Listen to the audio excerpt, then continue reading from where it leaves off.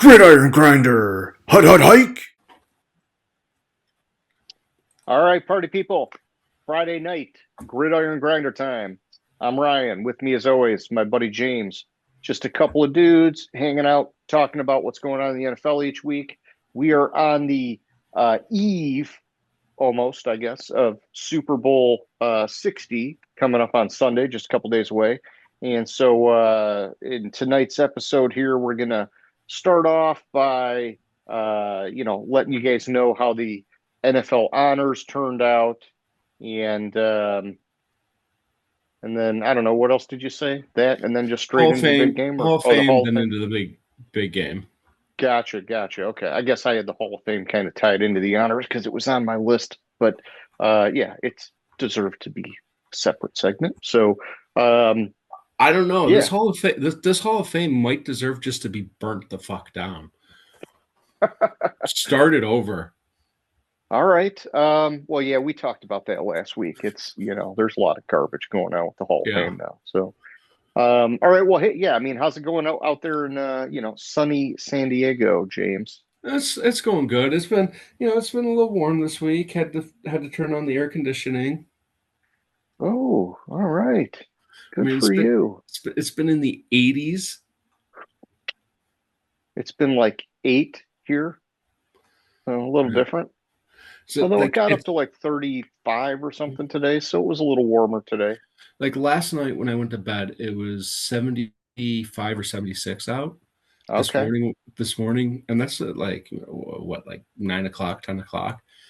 This morning, I woke up at 5 a.m. and it was 52. Okay. Little chilly. Little chilly, a little bit of a swing, but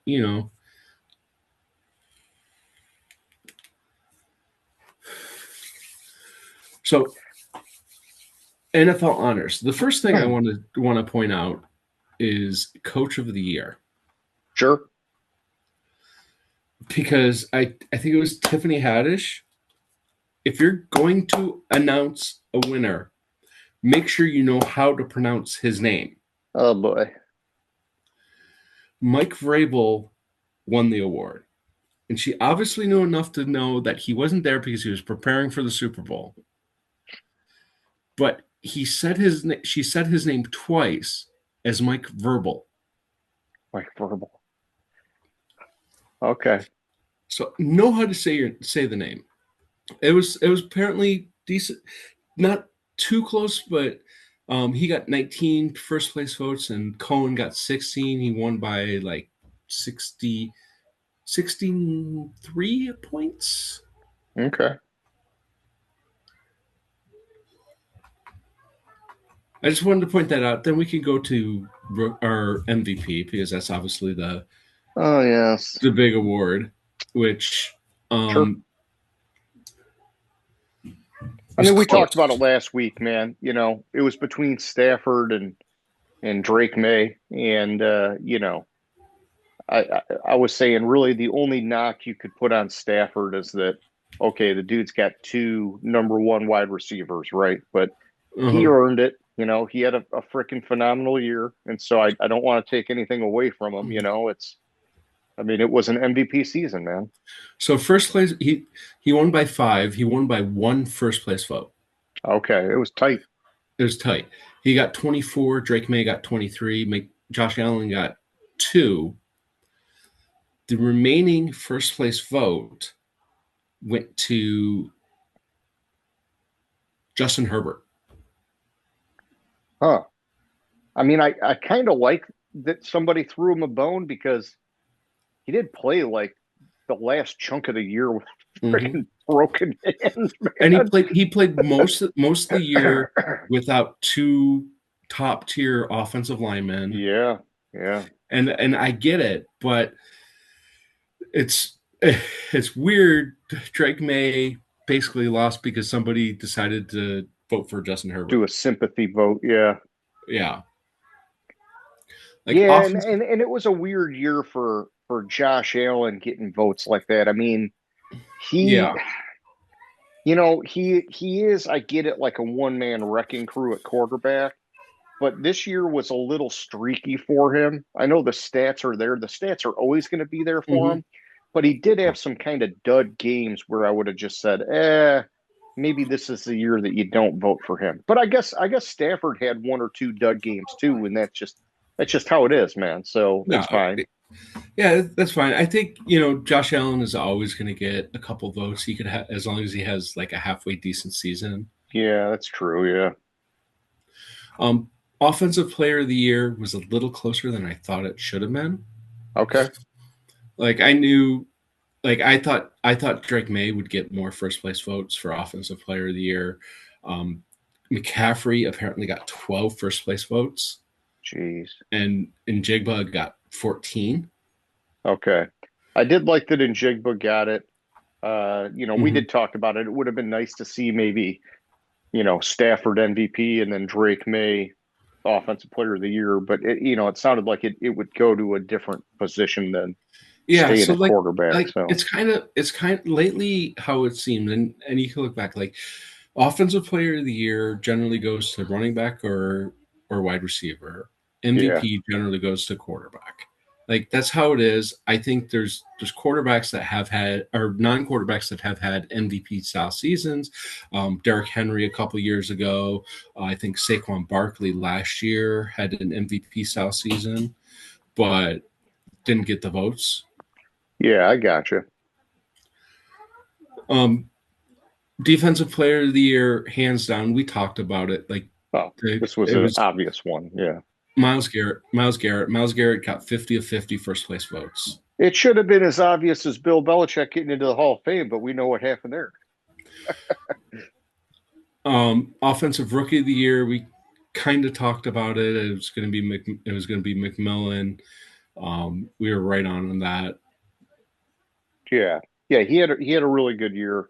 And we talked about Ibuka, whatever, starting off so hot, but then Mhm. cooling down. Otherwise, it seemed like for the first like 5, 6 weeks of the year, it seemed like he was going to be a freaking shoe in. And a defensive rookie of the year, we talked about it, how that was between Schlesinger and Amenawari. I thought Amenawari should have won based on his team versus um, all Cleveland's defense has. Schlesinger got 40 of the 50. Amenawari got 7 first place votes, kind of a landslide there. Yeah. Comeback player of the year, I wholeheartedly disagree with. Wholeheartedly disagree with that. I think Christian McCaffrey did not have Yeah, who that were the good a who season. were the who were the other guys for that one? So it was McCaffrey, Hutch, Prescott, Trevor Lawrence, and Stephon Diggs. I thought Hutch should win it because of the seriousness of his injury, but then again, also we talked about it like he didn't have the trajectory he was on when he got injured versus this year was Yeah, it was was different. different. But McCaffrey didn't really have that good of a season running the ball. Yeah, yeah, he was. I mean, I know the all-purpose yards were there, right? But yeah, I mean, there were a lot of weeks where he just got blanked in the running game and had to get it all done as a receiver. Yeah, but McCaffrey got 31, Hutch got 9, Prescott got 6, and Lawrence got 2. I don't Okay. know who the other two um, first place votes went to.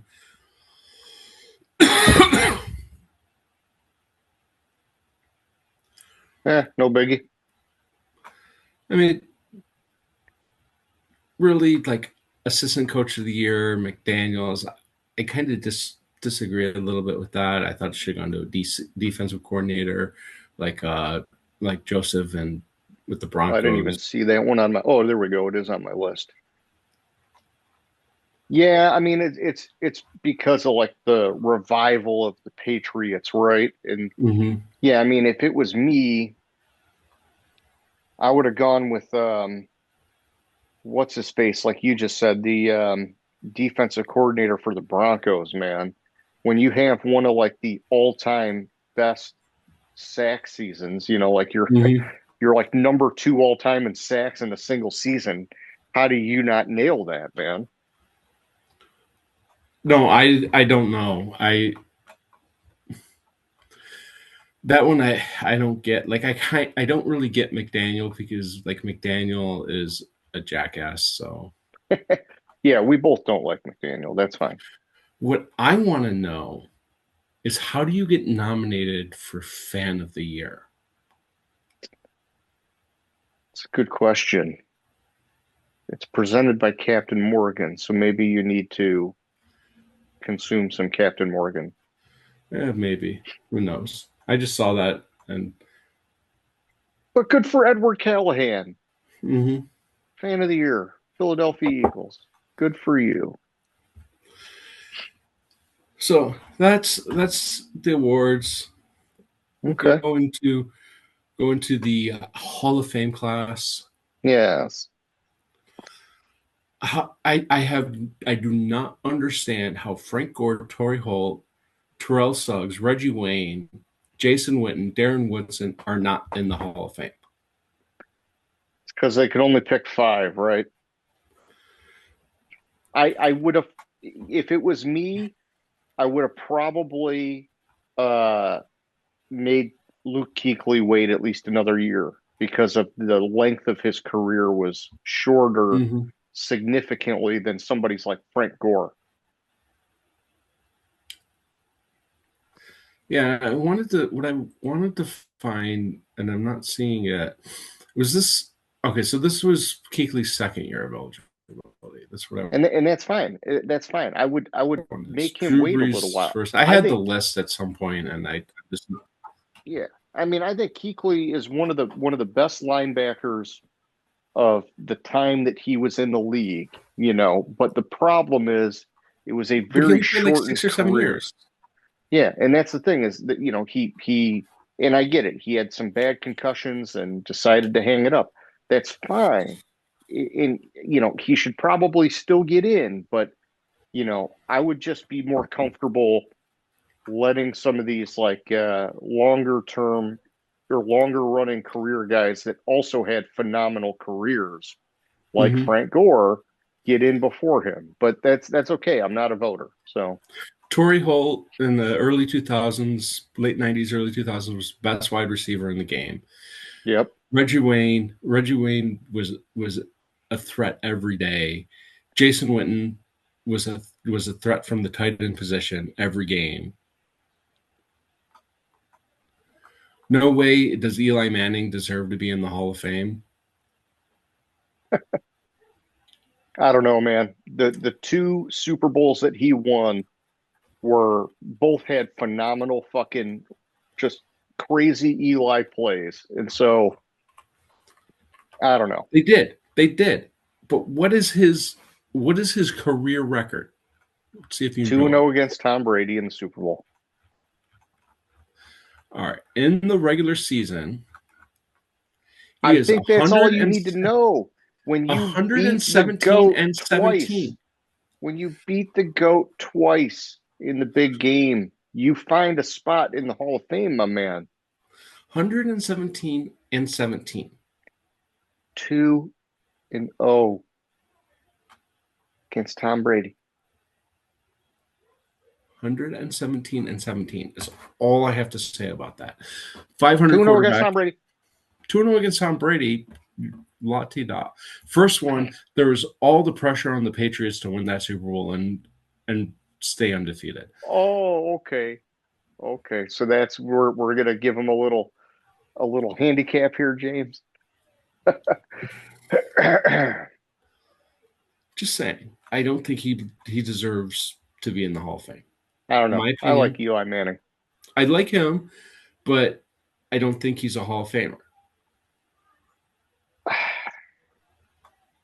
I mean, it's whether you're gonna say it's 2 against Tom Brady or just 2, period. Rodgers doesn't have fucking 2 Super Bowls.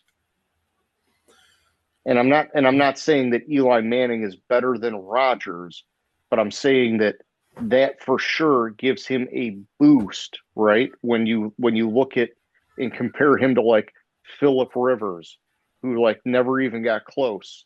It's like, and Philip Rivers might actually be the perfect comparison, right? Because they were the same draft class. They had the switcheroo in the draft. Rivers had a great career, a lot of 4,000-yard passing seasons, but you know, and the thing is, it's I don't like saying it's all on the quarterback, right? Because you got to have a team, and Rivers never had that same kind of team. But you know, Eli Manning didn't necessarily have great teams either, as you're pointing out by his record. But when it came down to it, and they had those couple runs in the playoffs, man, they were fucking magical, dude.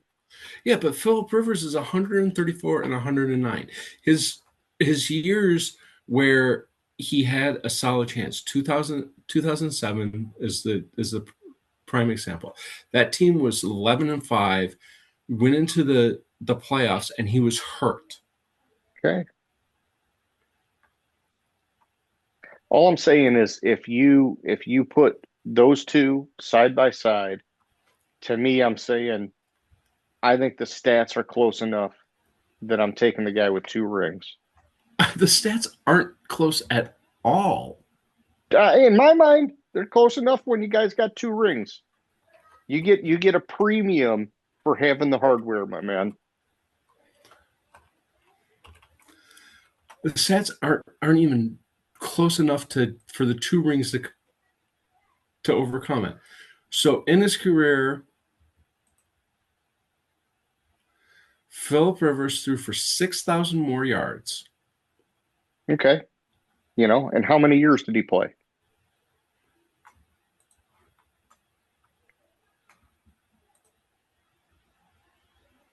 He didn't play his first two seasons. They played about the same amount of seasons. Okay. Yeah. So 243 games started for Rivers. Okay, 9 more. 9 more. Okay. It's not 6,000 So yards. no, but maybe it's, I don't know, 2,000 yards. 425 touchdowns passing for Rivers, 212 interceptions, 366, 244 interceptions for Manning. Yep. So, Rivers clearly superior on that front. But 2 rings for Eli.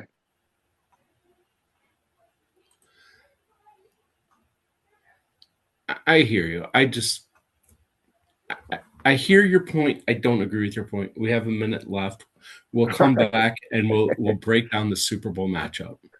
All right. Sounds good, my man. I'll talk to you in 10. Do it. We're back, my man. We are. And you're to saying get you to want to talk about the big Super game. Bowl? You want to talk about the Super Bowl? Is that what we're doing? No. Oh. No, I'm talking about the NFL or the World Cup. Oh, you coming up. wanted to talk about the Pro Bowl games. Oh, that's right. No, it's not the Pro Bowl games. It's just one game now. It's not actual games. They just play flag football. They didn't do any of the skill stuff? No, it was just a flag football game. What? So then all the shit that I saw was just like repeats of previous years where they were doing the crazy catches and shit like that? I think so. Wow. Maybe it was. Maybe I didn't actually sit down and like watch it. I just flipped and was like, "Oh, okay."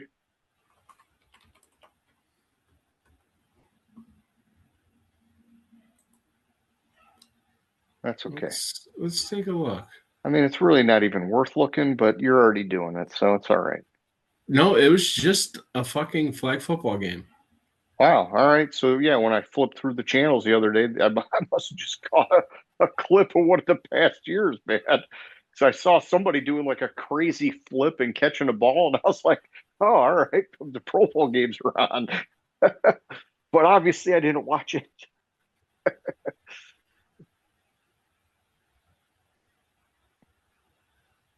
All right. So you want to talk about the Super Bowl? No, the World Cup. I told you. It's like, it's kind of like a sphere, but cut in half, right? A bowl. and it's hollowed out? So I know I've told you the story, but you know how the Super Bowl got its name? I don't remember, but you did tell me the story. Years ago, probably it was what, like it was, I think Super Bowl started calling it Super Bowl in like 3 or 4. Okay. Um, so Lamar Hunt, owner of the Kansas City Chiefs, got his son or his grandson, I don't know, dude was old, a new toy. It was one of those big bouncy balls. It was called a Super Ball. Ah, And his son or grandson mispronounced it and said Super Bowl. okay. And Lamar Hunt's like, that's it. That's what we're calling this thing. Anyways, I digress. And it's stuck ever since. Yep. I mean, because they could have called it the Super Bowl, and we probably would be like, yeah, it makes sense because it's a football and it's the Mhm. Super Bowl. But no, it's the Super Bowl. And the trophy does have a ball on it, not a bowl on it. But that's, True. whatever. Whatever. It's all good, man. It's all good because it's what we call it and we love it. So I guess, I mean, we did talk a lot about it last week, but, I mean, maybe we just start this week. I know the injury report is looking pretty clear for both the Yeah. teams, and that's important. Yeah. I did It's good. see, Good for Amenwari, who rolled his ankle in practice, but he wasn't on the final. He's not on the final injury report. yeah, I did see that the Seahawks fullback is questionable with a neck injury. That maybe actually becomes an issue because you're down to Kenneth Walker, and that the Patriots are great at stuffing the run. So it'd be nice to have that fullback. But, I think Kenneth Walker's going to have to do a lot outside of the tackles in this game anyhow, and a lot catching the ball out of the backfield to be effective. And so, but then on the Yeah. So Patriots side, you got Joshua Farmer, defensive lineman, Harold Landry, linebacker, Robert Spillane, linebacker, all three questionable. So the I'm injury guessing report they're all I going to saw play. for Farmer was he's still on the IR slate, designated to return. Okay. So because he was on the IR That's for a weird. They're showing him hamstring, questionable. ESPN's showing it as IR dash R, or to return. So let's see Okay. what. Because, yeah, NFL Network's got him just as questionable.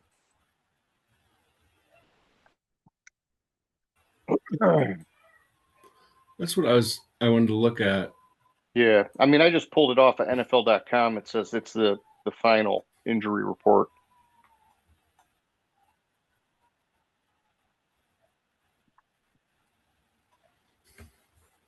But Okay, so that either way, NFL.com is probably the most updated. Because I'm expecting all of ESPN these has guys to play. Spillane questionable.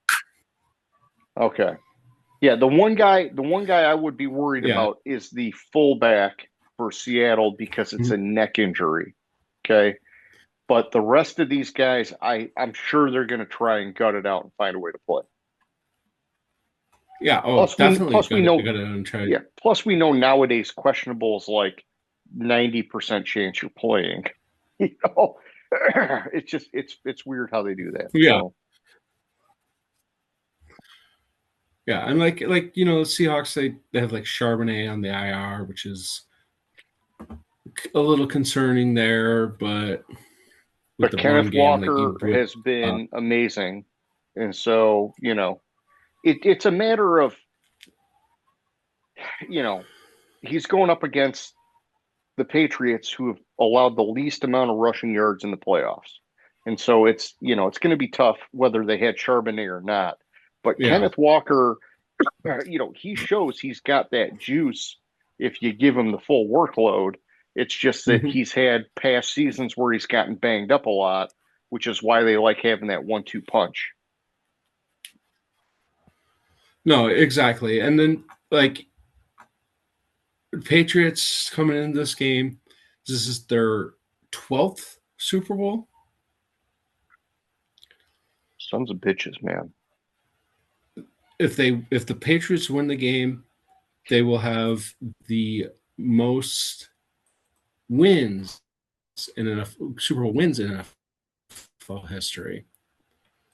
And I wanted to check this out because I thought they already had the most losses in Super Bowl history.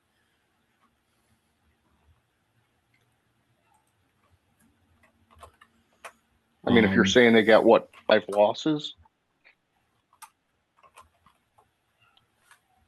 Yeah, because they already have. Or is it 4? Oh, they both the Broncos and the Patriots have both lost 5 games, so they're tied for the most losses in the Super Bowl Shit, I didn't history realize the and the Broncos most had been there wins. that many times. Either did I. Well, because they were all Elway. They made 2 or 3 early in Elway's career. Yeah, Okay. so they made one early in Elway's career. No, 2 early in Elway's career. Wait, that's still 4. And then he won those 2, and Manning was 1-1. Must have been. Well, yeah, but then two others slipped in there somewhere. That's more believable, I guess. Yeah, so all right, 77, 86, 87, 89, 97, 98. Those were the 2. Okay. So the Elway lost 86, 87, 89. Won Okay. 97, 98. They lost. Jeez, Elway lost 3 Super Bowls. Fuck, man. I guess Yeah. I guess I didn't think that he got to the big game that many times, but okay. All right. Yeah. I was just a little kid, man. I was just a little kid, James. Well, yeah. To think he was the quarterback and Gary Kubiak was his backup. I didn't know that. I vaguely remember that. Yeah. I vaguely remember that. Yeah. All Yeah, so right. So, wow, okay. that's crazy. Thinking about it, I think the 77 one is the one I didn't know about because I knew Elway made 2 in a row, 2 or 3 early in his career. Yeah. And I would have figured that there would have been 1 or 2 like back in the day. I guess I just underestimated how many Elway went to.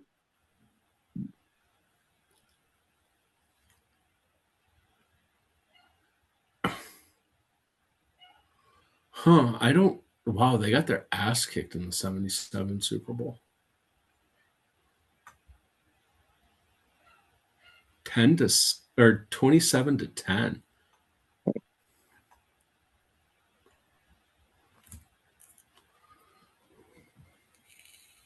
Well, all right. Anyways,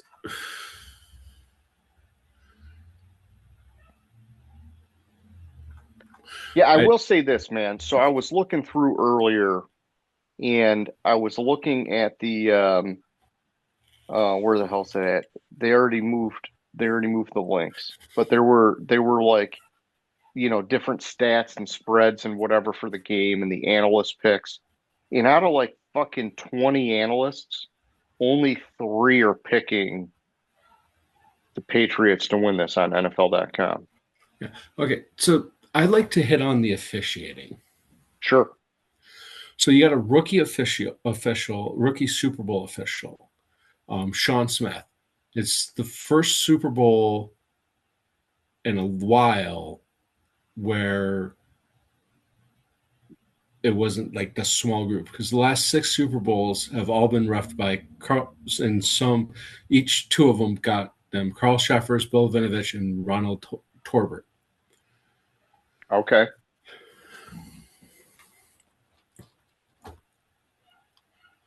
He's only been in the NFL, a referee for the NFL for this is what his 8th season as a referee.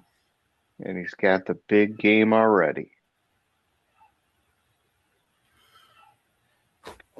Sandbagging son of a gun.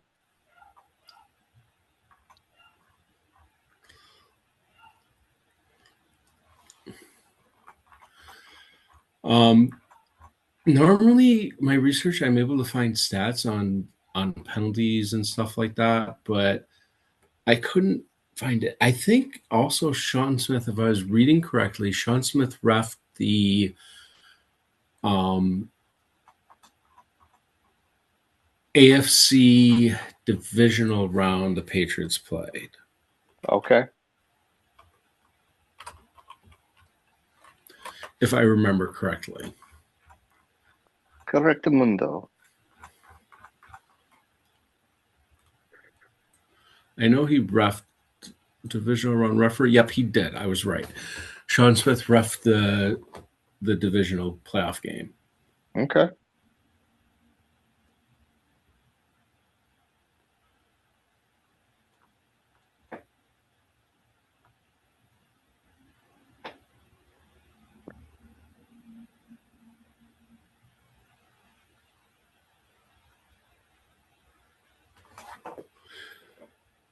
Well, if you want, I'll run you through the basic stats, right?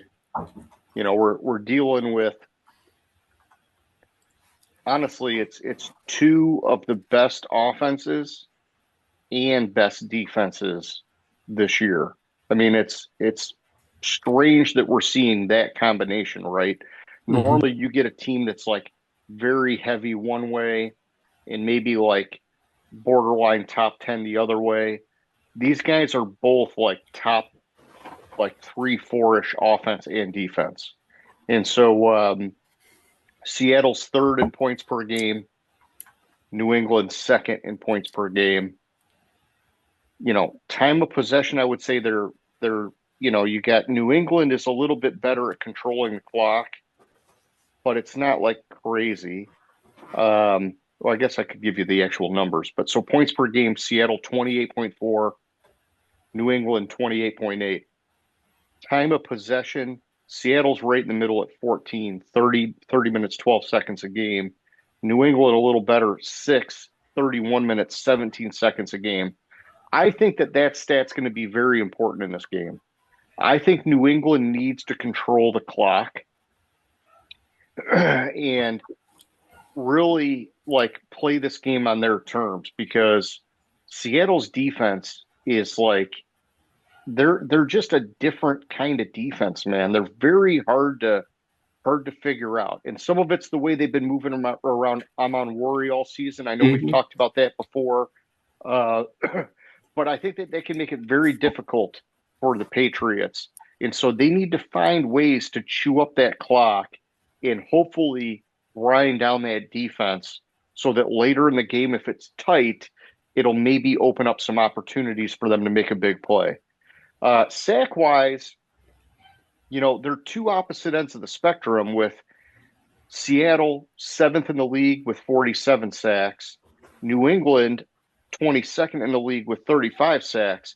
But when you look at New England's defense throughout the year, they what's his face? Their defensive tackle missed some time towards the end of the season.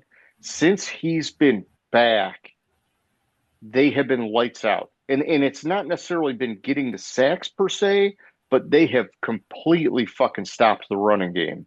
And so it's, you know, these teams statistically, you just got to know that if you watch them play, these are both smothering defenses. And so, you know, the big game, usually when you see two new teams in the big game, the offenses come out, they're a little bit nervous, they're a little bit slow to start the game. It's kind of a defensive thing, and then it kind of opens up as the game goes on. And so I think that that's important to keep in mind going into this. All right. You want my stats that I got? Absolutely. Yours are always so much more riveting than mine. All right. Sam Darnold is 0-4 in his career against New England. The second most losses without a win by a quarterback in their career against an opponent entering a Super Bowl matchup. DeMarcus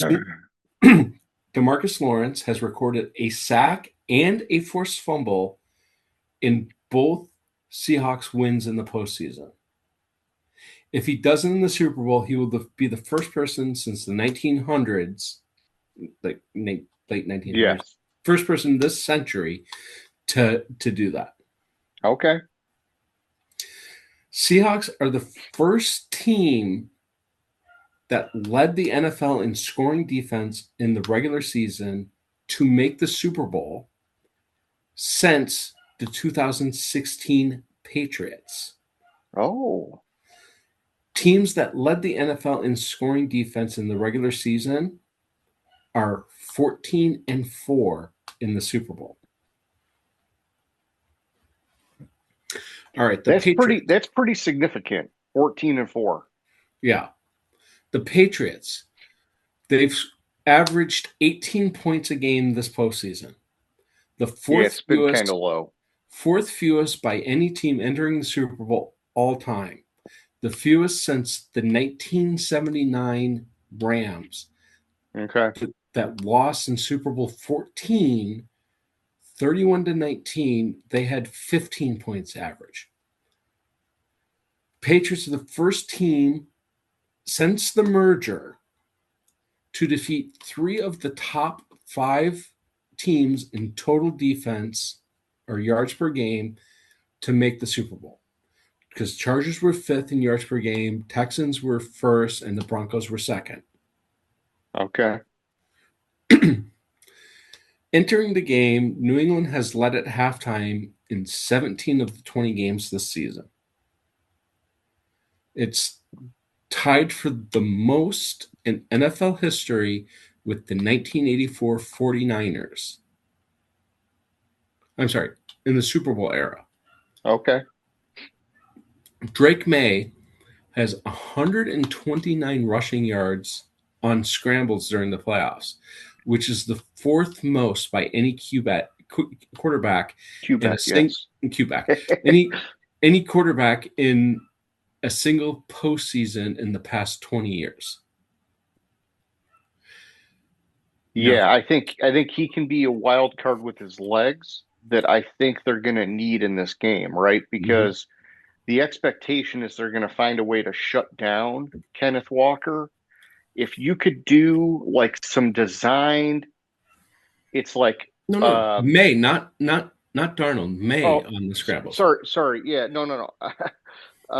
I do mean it both ways in stopping the run. But what I mean is Tre'Von Henderson has been kind of muted in the playoffs, right? And so Drake May, if you can get him mobile, can open up that offense. And I think it's like almost, almost could you be doing some kind of like run option plays where you're like, is it going to go to Henderson or is May going to just fucking take it outside or whatever? Like normally you would see like, I don't know, like an RPO or whatever. This is a little different, right? Because it's either he's going to run it up the middle and get stuffed or you're going to take it to the outside and maybe get some yards, if that makes sense. Yeah. Oh, I didn't get to my last key stat of the game. Yes. This season, when both Christian Gonzalez, including the playoffs, both Christian Gonzalez and Milton Williams play for the Patriots are 12-0 and only averaging allowing 14.5 points per game. Yeah, Milton Williams has been the difference maker. He was the guy I was thinking of. Go ahead. Yeah, it's the time that he missed versus the time that he's played, their defense has been so incredibly different. Yeah. But that leads into the matchup that like I'm most excited to see. Yeah. Is Njigba versus Christian Gonzalez. Yeah, now I've heard that Christian Gonzalez isn't gonna shadow him the whole game, which I was kind of surprised about, but I understand a lot of teams, they've been moving more towards having their top receiver or their top cornerback kind of like stay on their side of the field or whatever and just, make the adjustment based on whoever's there. But Yeah. But So yeah, but I'm excited to see that when they go against each other, because the Patriots, because of how their defense is this year, they play more zone, and Gonzalez just stays to one side of the field. He played right cornerback on 72% of the snaps. And so that's where I see what you're saying. When they played more man in the past, he would follow the opponent's best wide receiver. yeah.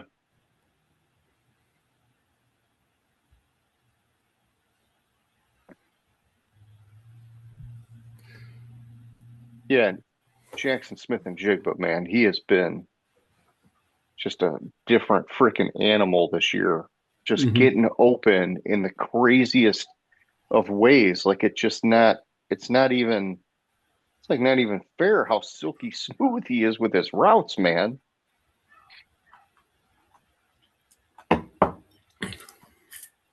So in this game, my heart is rooting for the Seahawks and Sam Darnold, Okay. because what a hell of a story that would be.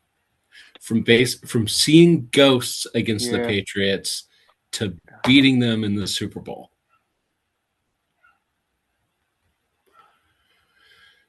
Do I think that will happen is more of the question.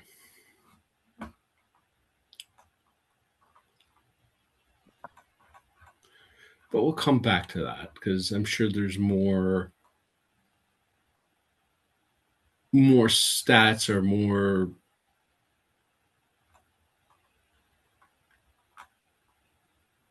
Yeah, so you're maybe the opposite of me. So it's like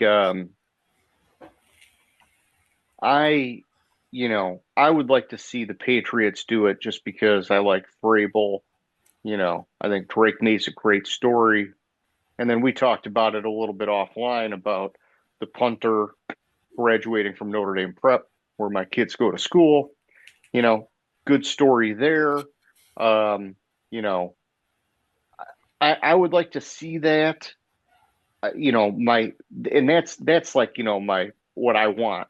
But my brain is telling me the Seahawks are built differently. They're built more complete.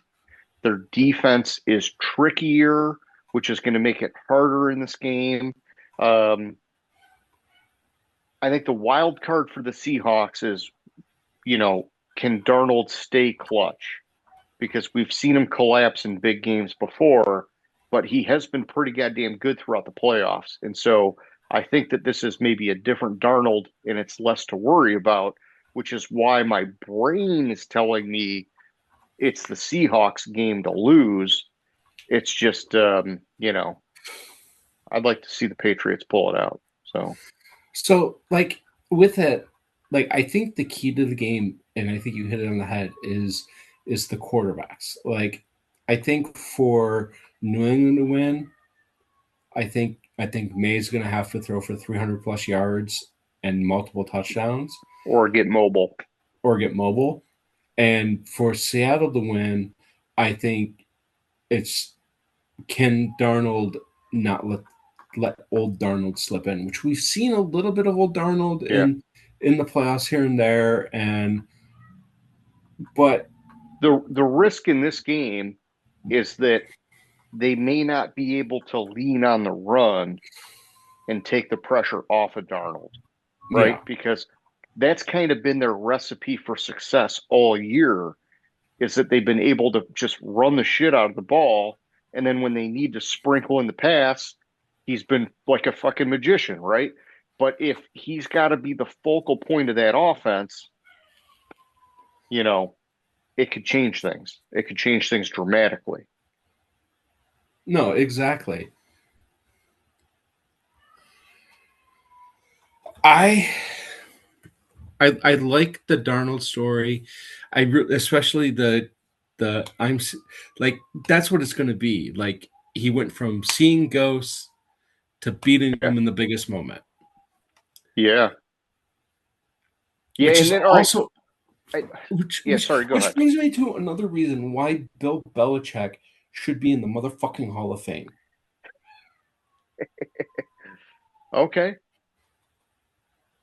the day before, or the Friday, a couple days before the Super Bowl, when the Malcolm Butler interception, when they didn't give it to beast mode, Bill Belichick pulled Butler aside and told him, look out for this play. This is what they're going to do. The exact play that they called Yeah. that Butler intercepted the ball. Yeah. Did I ever tell you about the Pat McAfee show where he talked about Belichick and how he was surprised that he didn't get the job in Atlanta and that nobody else gave him a look, and that basically he thought for sure Belichick would be back, and he was saying that the guys that he knew that were in Belichick's inner circle, they had said that going way, way back to the start of Belichick's career, he had archived every single play and every analysis of every game of his career on a computer, and to date would still go back and reference games from like 20, 30 years ago and say, they set it up this way, they used this play that way, they did this, they did that. And basically the guy was just like, he's like a chess grand wizard where he could say, oh, well, I know that you did this to do that, and that it's likely that that's what's going to happen here.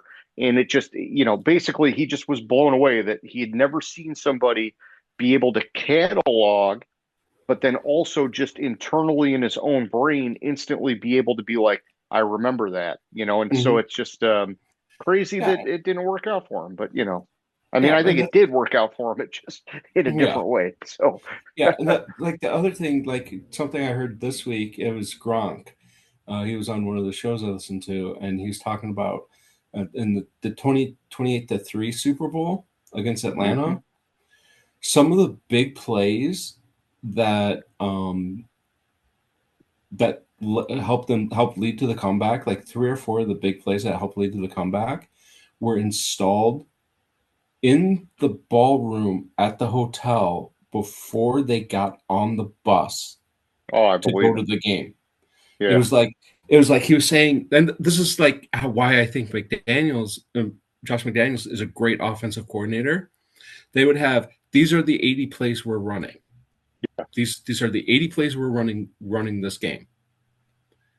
Night before, day of the game, Josh McDaniels would pull the offense to the side and say, it was all stuff or had similarities to plays that they run before, so they Yeah. didn't have to practice it that Bill much. wants to put a wrinkle in here, No, wants to I do want this. to. It was Oh, McDaniels that did it, gotcha. not Bill. Gotcha. He's Okay. like, we're gonna put this play in, or we're gonna put these 2 plays in, and you Yeah. walk them through it in the ballroom at the hotel. And then, like on the Super Bowl, like 3 of the plays they were instilled literally right before they got Yeah. on the bus. Yeah. And honestly, I think you kind of almost have to do it like that to some degree, right? Because you don't know, first of all, you don't know what they know about your plays, Mm-hmm. because we've now over the years have seen so much of the Spygate bullshit and whatever, Okay, college and pro. let's talk about Spygate real quick. You want to go to Spygate? Sure. I told you what Jimmy Johnson said What's that? when he was coaching. Every team in the NFL was filming our signals. Oh yeah. Oh yeah. You know, the issue with Spygate is he did it against the Jets. Okay. You know why? You know Why why it why was did an that issue? change it? Yeah. Because the head coach of the Jets was Eric Mangini, which was a Belichick assistant coach. Uh The and so Jets yeah. told the Patriots, "Don't you do Yeah. that in Or our we're gonna stadium, call you out. Yeah. and We're or gonna we will call call you you out." out. And they did it anyway. And the issue with it was the guy was sitting in the wrong spot. Okay. Yeah. Sorry, And but no, I think it's I think because there's risk of that kind of stuff going on, no matter what you do to mask it, some of the best things that you can do are have certain wrinkles in your playbook that maybe are like last minute. Hey, we know now we just have the team and nobody's here Mhm. talking except us. Here's how we're going to like fold this into the playbook now for this game. And I do remember with the Patriots in the Tom Brady era, it's like you go back and play the Madden games, and I know that's not the be all end all, but a lot of people play Madden, so it's easy to like think about it this way: is that if you ever went to the Patriots playbook in the Madden games, their receivers almost every play had like three options on every route because they were like, hey, the bottom line is we're going to get to the line of scrimmage and we're going to read what the defense is showing. And that's going to tell you whether you're running this route, that route, or that route. And it's like, it's like you either need to be smart enough and have the right quarterback and receivers where you can have that kind of chemistry, or you got to be able to like roll in the wrinkles where it's like, otherwise, man, people are going to be fucking watching you and coming for you, man. It's just crazy. It's fucking crazy. Yeah, so I just noticed we have 6 minutes. Yeah, we didn't talk about special teams that much. Where we did talk about the punter from the Patriots. We didn't talk about Rashid Shaheed for Seattle. He has been amazing special teams, not just this year, going back before he got traded from New Orleans. His whole career, he's been great special teams. I'm interested to see how that's going to play out in this game because the Patriots are amazing at covering on special teams. Are they going to be able to shut him down, or is this going to be the game where maybe he finally exposes them and gives Seattle an edge?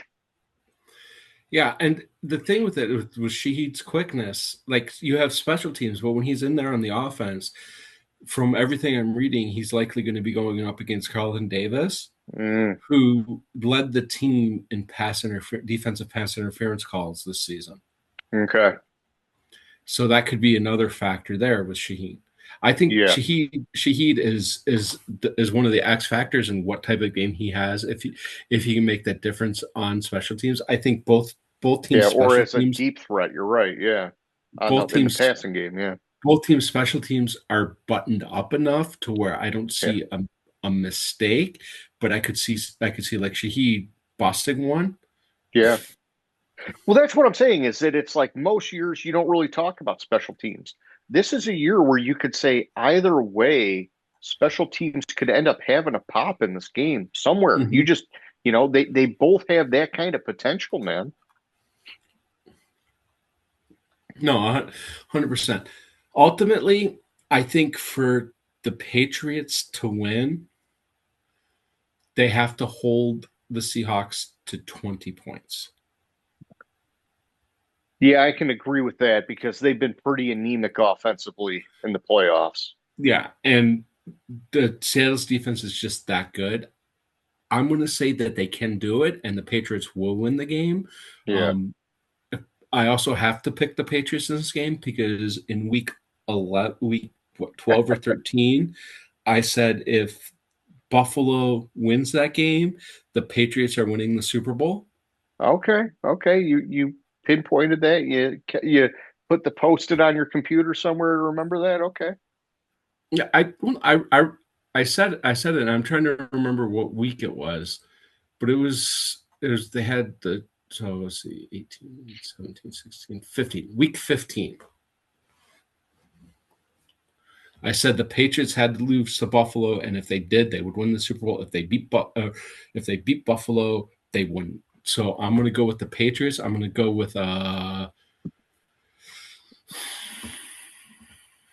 22-19 score, because you always have the weird scores in the Super Bowl.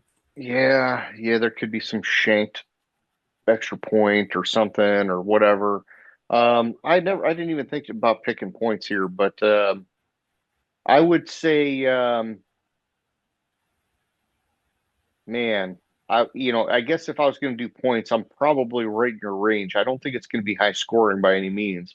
I think it could even be lower than I think it could be like a 17-14, very cut and dry kind of just grind out game. I would I'm gonna go New England, even though my brain is saying Seattle. Dude, part of it is, man, you know me, man, and this is why I always lose the playoff bets. Is that I always want to go for the fucking underdog. Mhm. It's like as soon as it's a one-on-one matchup, I'm like underdog, underdog. And in this game, it's like, look, ESPN, 48 of their 58 experts are picking the fucking Seahawks. Sorry, I got to pick the Patriots, man. That's just the way it's going to be. All right. And who you got for MVP? Well, MVP, if it's Patriots, I'm going to say it's got to be Drake May. I mean, it's their offense, I have a hard time seeing Henderson or Stevenson really like lighten it up. And then if any of the receivers become dominant, it's really going to be because of May, and so he's probably going to get the accolade. I think the likely story is if either team wins, the quarterback's the MVP. But I think that's the likely scenario. I would go a little bit off the Milton beaten Williams track get a strip sack. with Seattle being if Seattle wins being Dexter Lawrence, and with New England winning being Christian Gonzalez. You mean Demarcus Lawrence? Okay. Demarcus Lawrence. What did I say? Dexter? Yeah. Yeah, whatever. Man, no, I could see. Oh, I would love to see a defensive MVP. Damn, I would love to see a defensive MVP. Oh, I mean, well, this game, it's like you called it the one year with well, almost the one year with Cooper DeJean. I'd say I'm on worry, man. If it's Seattle, maybe he just works the fucking magic in the secondary, gets a pick, gets a sack, gets a whatever, does a little bit of everything, man. I don't know, but yeah, more than likely it's going to be Drake May. I mean, hypothetically, if it was 16 seconds. That's all I got. That's all I got. Enjoy the Super Bowl. Talk to you in 10. Yeah, sounds good, man. All right. Gridiron Grinder. Hut, hut, hike.